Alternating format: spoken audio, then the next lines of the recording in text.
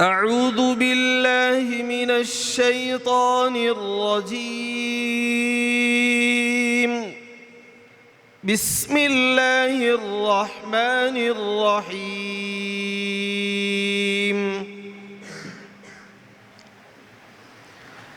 إن هذا القرآن يهدي للتي هي أقوم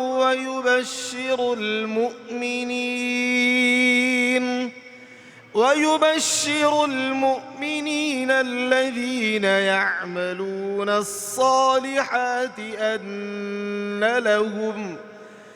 أن لهم أجرا كبيرا، وأن الذين لا يؤمنون بالآخرة أعتدنا لهم عذابا أليما. ويدعو الإنسان بالشر دعاءه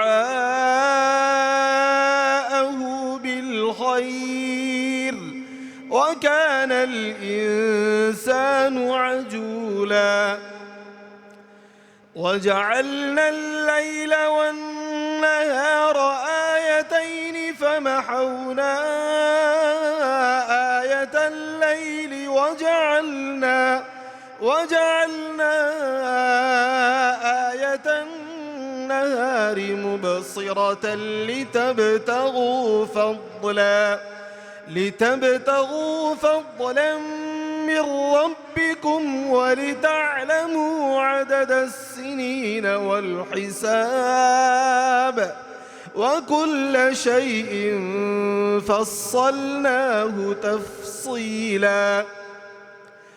وكل إنسان ألزمناه طائره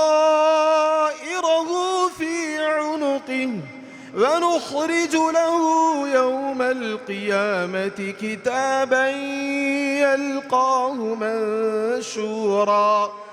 اقرأ كتابك كفى بنفسك اليوم عليك حسيبا.